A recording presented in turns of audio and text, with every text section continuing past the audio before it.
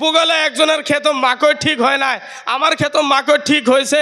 আমি এটা দেখবো না যে আমার থেকে অমুকে মাকড় বেশি পাইলো, না না, বরং এটা দেখবো তো অমুকের তো মাকড় হয় নাই, আমার তো আলহামদুলিল্লাহ অনেক সুন্দর মাকড় হয়েছে, আল্লাহ তাআলা আমাকে নিয়ামত দান করেছে।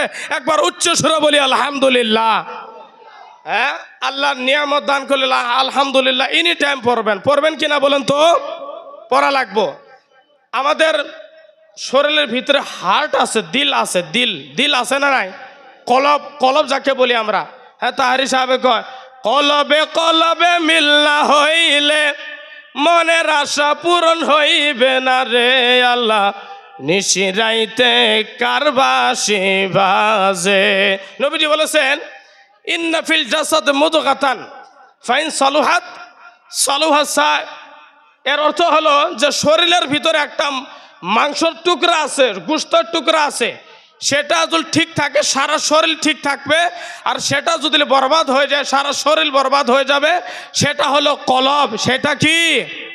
সকলে বলেন সেটা কি? কলব। এই কলবের ভিতরে জানেন রক্ত চলাচল করে। কি চলাচল করে? আমরা আমাদের হাঁচি আসে না? হাঁচি করি না নাই আমরা? সকলে বলেন করি না নাই? আর হাঁচি করার পরে শরীরটা হালকা হয় না নাই? ভালো লাগে কি লাগে না? শরীরটা পাতলা হয় কি না?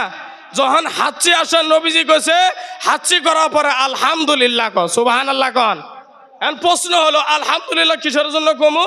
সায়েন্সে কয় যে এই কলবের মধ্যে রক্ত চলাচল করে, রক্তের মধ্যে যখন কার্বন এসে যায়, ময়লা এসে যায়, ওই টাইমে রক্ত চলাচল বন্ধ হয়।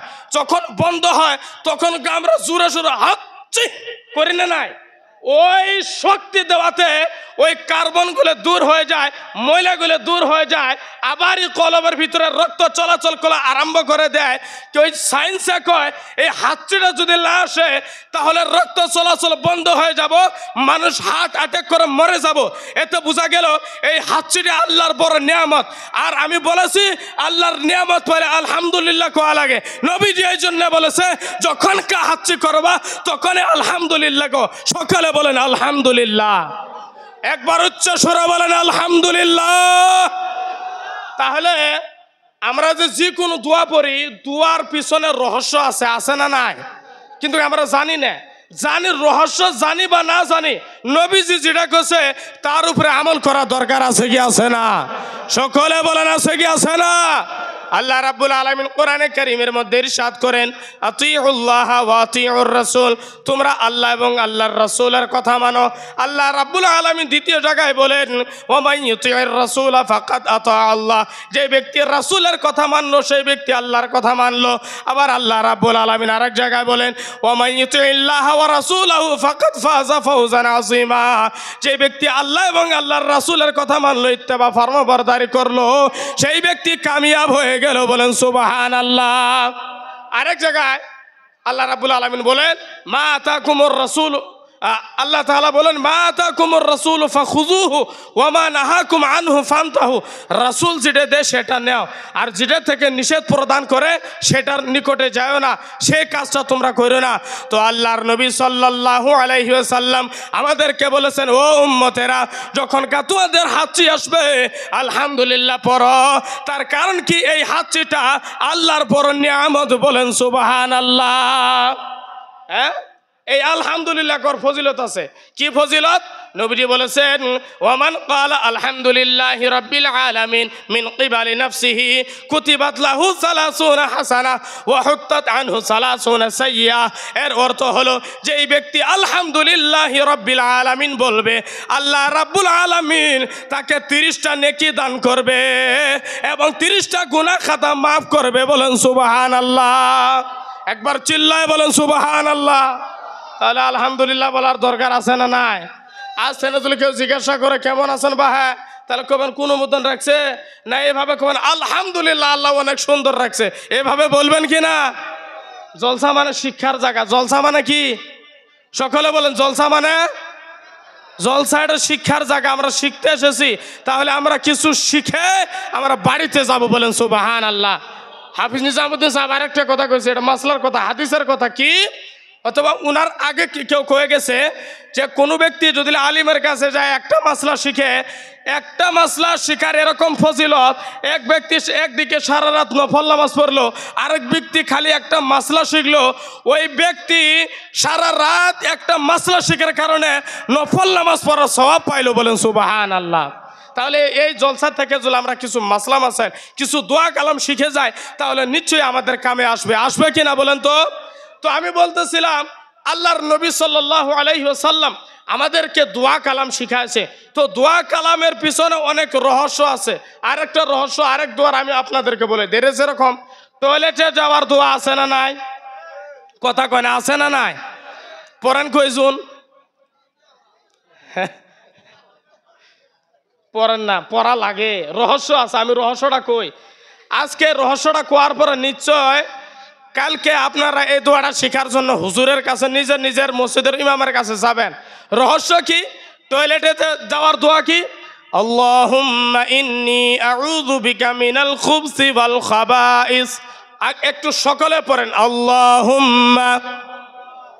হইতেছে না? একটু এখান থেকে লাস্ট পর্যন্ত সকলে উচ্চ স্বরে বলা রাখবো আল্লাহুম্মা ইন্নী আউযু বিকা মিনাল খুবসি ওয়াল খাবাইস। এর রহস্য কি? এই দোয়াটা কোনো ব্যক্তি যদি দেখেন, যখন কোনো ব্যক্তি টয়লেটে যায় 1 নম্বর করার জন্য বা 2 নম্বর করার জন্য কাপড় ওঠার লাগে না নাই? হকিকতের কথা, কাপড় ওঠার লাগে না নাই? লাগে, শরমের কথা না, ওটা বেলেগ কথা। ওই ওয়ালের ভিতরে কাপড় ওটা কেউ তো দেখে না, কিন্তু এটা জানি যে কাপড় ওঠার লাগে, এটা কেউ বিশ্বাস করতে পারবে না। পারবো কি? তো কাপড় ওঠার লাগে। দেখেন টয়লেটের মধ্যে খবিজ বস্তু থাকে। কি বস্তু থাকে? খবিজ বস্তু থাকে। তো ওই খবিজ বস্তুগুলা যখনকার মানুষ কাপড় উঠায়, ওই খবিজ বস্তুগুলা নাভির নিচে যত অস্ত্রপাতি আছে সব কিছু দেহে, সব কিছু দেহে। এখন প্রশ্ন হলো যে আমরা যদি ওই খবিজ বস্তু থেকে বাঁচতে চাই, তাহলে আমাদের কি করা লাগবো? কিতাবের মধ্যে এসেছে কোনো ব্যক্তি যদি টয়লেটে যাওয়ার এই দোয়াটা পড়ে নেয়, তাহলে ওই খবিজ বস্তুর নজর এবং যে মানুষটা টয়লেটে গেল, এই দোয়ার বরকতে এই দোয়াটা ওই খবিজ বস্তুর নজর এবং মানুষের মধ্যে বেড়া হয়ে দাঁড়ায়। সুবহানাল্লাহ কোন। আচ্ছা, লেট্রিনের মধ্যে বেড়া আছে না নাই? বেড়া বাইরে থাকে, কোনো মানুষ লেট্রিনের ভিতরে কেরা গেছে দেখতে পায় কি? কিন্তু লেট্রিনের ভিতরে যে আবার খবিজ বস্তু থাকে, ওগরও তো বেড়ার দরকার আছে না নাই? অগর নজর থানে বাঁচবেন কিবে?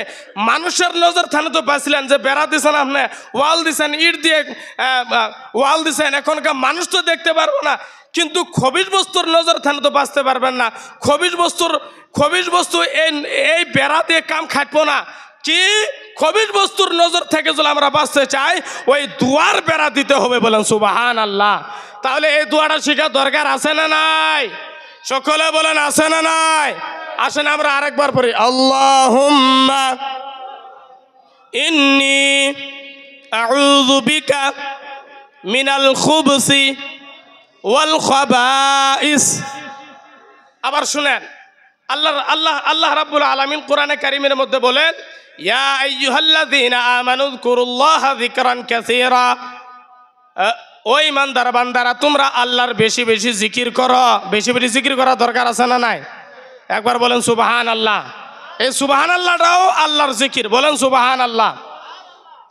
আবার বুখারী শরীফের মধ্যে এসেছে, নবীজি আম্মা জান আয়েশা বলেন কানা রাসূলুল্লাহ সাল্লাল্লাহু আলাইহি ওয়াসাল্লাম ইয়াযকুরুল্লাহ আলা কুল্লি আহয়ান। এর অর্থ হলো নবীজি প্রত্যেক সময় আল্লাহর জিকির করতো। বলেন সুবহানাল্লাহ। তে আল্লাহ তাআলা কোরআনের ভিতরে কয় তোমরা আল্লাহর বেশি বেশি জিকির করো। এখন আমরা লেট্রিন করতে বাহিরে আসার পরে দোয়া আছে না নাই? সকলে বলেন আছে না নাই? কি দোয়া? গুফরানাক আলহামদুলিল্লাহিল্লাযী আযহাবা আন্নিল আযা ওয়া আফানি। আছে না নাই? এই যে দোয়াটা পড়ি, দোয়াটা পড়ার রহস্য কি জানেন? শুনেন, আল্লাহ তাআলা বলেন তোমরা আল্লাহর বেশি বেশি জিকির করো। তে আমরা যতক্ষণ পর্যন্ত টয়লেটে আসিলাম আল্লাহর জিকির করতে পারছি কি? আমরা পারছি কি? বন্ধ। আল্লাহর জিকির করা যাব না ওই জায়গায়। পাক পবিত্র হিসেবে আদবের সাথে আল্লাহর জিকির করতে লাগবো, বলেন সুবহানাল্লাহ। তে আমরা যতক্ষণ পর্যন্ত টয়লেটে ছিলাম ততক্ষণ পর্যন্ত আল্লাহর জিকির করতে পারি নাই। তো যেহেতু আল্লাহর জিকির করতে পারি নাই, আল্লাহর হুকুম তোমরা বেশি বেশি জিকির করো। আমরা 10 মিনিট থাকি বা 5 মিনিট থাকি লেট্রিনের ভিতরে, আমরা ওইখানে জিকির করতে পারি নাই। এখন আমরা বাহির হয়ে আসে আল্লাহর কাছে মাফ চাইতেছি, গুফরানাক, আল্লাহ আমাদেরকে মাফ করে দাও। 10 মিনিটে আমরা জিকির করতে পারি নাই। গুফরানাক এর অর্থ কি? আল্লাহ আমাদেরকে মাফ করে দাও। এর অর্থ কি? আল্লাহ আমাদেরকে, সবাই বলেন আল্লাহ আমাদেরকে। আচ্ছা এখন শুনেন, এক ব্যক্তি খালো আর খালো, কিন্তু যদি লেট্রিন না হয় তাহলে ভেজালটা কিরকম হবো? ভেজাল হবো না? নাই রাজু ভাই, বহুত ভেজাল হবো। এনে তো কেউ আসবেরই পাবো না, পেটের জ্বালা। হ্যাঁ, এরকম ভেজাল হবো। শুনেন, এক বাদশা বড় আছিল, তে তিনি ইমাম মালিক রহমাতুল্লাহ আলাই বাদশাহ হারুন রশিদকে কইতেছে, বাদশাহ এই তোমার যে তুমি যে বাদশাহী করো, এই তোমার এই বাদশাহীর দাম কত জানো? 1 গিলাস মাত্র, মাত্র 1 গিলাস। বলে কিভাবে? বলে তুমি পানি খেলা, খুব পানি খেলা, পানি খেলা, পানি খাওয়ার পর ওই পানিটা বাড়াইলো না, তখন কি করবা? বলে ডাক্তারের কাছে যাবো। বলে ডাক্তারের কাছে যাওয়ার পরে ডাক্তার যদি কয় বাদশাহ পানি তো বাই করে দিব, কিন্তু আধা বাদশাহী দেওয়া লাগবো, তুমি দিবা না? কলে হ, আধা বাদশাহী আমি দিয়ে দিব, তা পানিটা বাই করা লাগে, নাতে আমার জিন্দগি শেষ হবো। কলে আচ্ছা তাই নেই? কলে হ। কলে তুমি এরকম আরেকটা উদাহরণ দিল। কলে তুমি এরকম একটা জায়গায় আছো, কোনো মানে মরুভূমি জায়গা, পানি পুনি কিছুই নাই, ওই জায়গা তোমার পানি টিলেস লাগছে, তুমি মরার দশা। এখনকার এক ব্যক্তি পানি আনতেছে, এখনকার তুমি ওই ব্যক্তিকে বলতেছ একটু আমাকে পানি দাও। ওই ব্যক্তি সামনে থেকে কইলো যে বাদশাহ পানি তো দিমু, কিন্তু একটা শর্ত। শর্ত কি? তোমার আধা বাদশাহী দেওয়া লাগবো। তখন তুমি কি করবা? কল আমি দিয়ে তুমি, যেহেতু আমার জান বাঁচান লাগবো। এতে বোঝা গেল কি যে একটা বস্তু না হলেও বাঁচা যাব না, আবার ওই বস্তুটা খালে না বাহির হলেও বাঁচা যাব না, হয় না? নাই ভাই, ভাত যদি আমরা না খাই মরমু না? নাই সকলে বলেন, খানা যদি না খাই মরমু না? নাই আবার খানা খাওয়ার পরে যদি খানাটা না বাড়ায় মরমু না? নাই বাঁচমু কি? বাঁচমু না। তো এখনকার দেখেন এই বারানিটাও আল্লাহর কত বড় নিয়ামত। নিয়ামত পালে আলহামদুলিল্লাহ কোয়া লাগে। যেহেতু আমরা কিছু সময় আল্লাহর জিকির করতে পারি নাই, এই জন্য গুফরানাক, মাওলা আমাদেরকে মাফ করে দাও। আবার যেহেতু এই নিয়ামতটা পাইলাম যে যদি না বাহির হয়তো আমরা মরে গেতাম গা, তো এই জন্য আল্লাহর কাছে বলতেছি আলহামদুলিল্লাহিল্লাযী, সকল প্রশংসা ওই আল্লাহর, আল্লাযী আযহাবা আন্নিল আযা, যে মহান আল্লাহ আমার ভিতর থেকে কষ্ট দেওয়া বস্তুকে দূর করে দিয়েছে, ওয়া আফানি, এবং আমাকে শান্তি দান করেছে, বলেন সুবহানাল্লাহ। আচ্ছা, এই পেটের থেনে পেটের লেত্রা বস্তু বাড়ানি যাওয়ার পরে শান্তি লাগে না? নাই সকলে বলেন লাগে না? নাই তাহলে এই বস্তুটা আল্লাহর কত বড় নিয়ামত বাড়ায় যাওয়াটা। হ্যাঁ, তো এই জন্য দেখেন আল্লাহর এনি টাইম কোনো ব্যক্তি যদি, কিতাবের মধ্যে আইছে, কোনো ব্যক্তি যদি মায়ের কোল থেকে নিয়ে কবর পর্যন্ত আল্লাহর শুকর আদা করে, আল্লাহর জিকির আদা করে, জিকির করে, সেই ব্যক্তি আল্লাহর জিকির এবং আল্লাহর শুকর আদা করে শেষ করতে পারবে না, বলেন সুবহানাল্লাহ। আধা ঘন্টা হয়ে গেছে কি? হ্যাঁ, 2 মিনিট আছে, তো 2 মিনিট খালি একটা ঘটনা কই শুনেন। হাসরের ময়দানে আল্লাহ তাআলা এক ব্যক্তি কব, আমি মেহরবানি করে তোকে জান্নাতে দিলাম। এক নামাজি ব্যক্তি কব, আল্লাহ তাআলা আমি মেহরবানি করে তোকে জান্নাতে দিলাম। ওই ব্যক্তি কব, মাওলা আমি তোমার মেহরবানিতে জান্নাতে যাবো কে? তোমার দয়াতে জান্নাতে যাবো কে? আমি তো সারা বছর ইবাদত করছি, নামাজ পড়ছি, রোজা করছি, হজ করছি, যাকাত দিছি, ভালো ভালো কথা কইছি, বড় মানুষের সম্মান করছি, ছোট মানুষের শফকত করছি, হালাল হারাম বেঁচে খাইছি, তুমি যা করছো তাই করছি, তুমি যেটা থেকে নিষেধ করছো আমি সেটার বুকলো যাই নাই কে? ইয়ানি পাক পবিত্র হয়ে নেককার পরহেজগার হয়ে দুনিয়া থেকে আখেরাতে আইছি, তো পরহেজগারের বদলে জান্নাতে যাবো, তোমার দয়াতে জান্নাতে যাবো কে? আল্লাহ তাআলাকে ফেরেশতারা এক ধরে এনে ওই পাল্লার উপরে নিয়ে আসো, মিজানের উপরে নিয়ে আসো।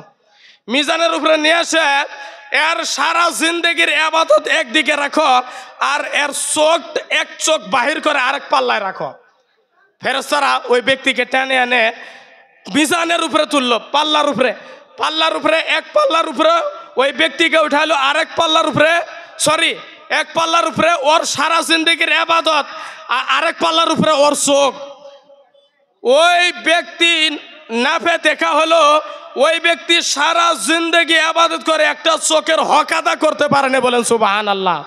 আরেকবার বলেন সুবহানাল্লাহ। যখন দেখছে কে রে আমি তো একটা চোখেরই হক আদা করতে পারি নাই, তখন কে আল্লাহর দরবারে কান্দা কাটা করছে, মাওলা তুমি তোমার মেহেরবানিতে দয়া করে আমাকে জান্নাত দাও। সুবহানাল্লাহ। কোন তে আল্লাহর দয়া ছাড়া কোনো গতি আছে কি?